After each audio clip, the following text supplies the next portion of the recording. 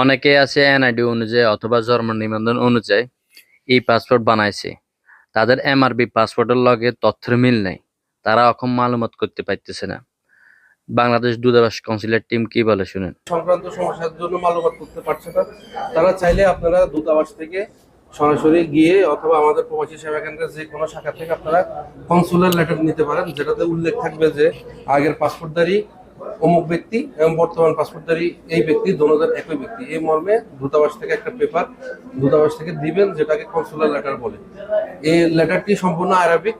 এটা মালুমাতের জন্য যাওয়া যেতে দিলে এখান থেকে অনেকেই থেকেই জানছি এবং আমাদের এখানে অনেকজন এসেছেন, তারা ইতিমধ্যে করতে পেরেছে। অতএব আপনারা এই কনসুলার লেটারটা নিয়ে চেষ্টা করে দেখতে পারেন, আশা করি ইনশাল্লাহ আপনাদের মালুমাত হয়ে যাবে।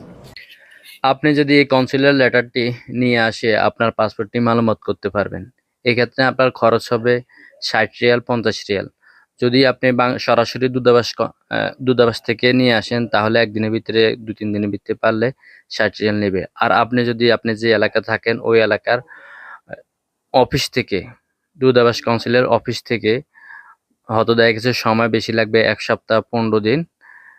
যত তাড়াতাড়ি করবেন তত একটু, 1 সপ্তাহ হলে হয়তো দেখা গেছে 60 থেকে 70 রিয়াল অথবা 50 রিয়ালের মধ্যে হয়ে যাবে। তবে আপনি আগে যে পাসপোর্ট বানাতে গেলে জন্ম নিবন্ধন অথবা এনআইডি কার্ডটি এবং কি আপনার পুরাতন পাসপোর্ট আকামা এই কাগজপত্রগুলো সাথে করে নিয়ে যেতে হবে। আশা করি আপনারা বুঝতে পারছেন।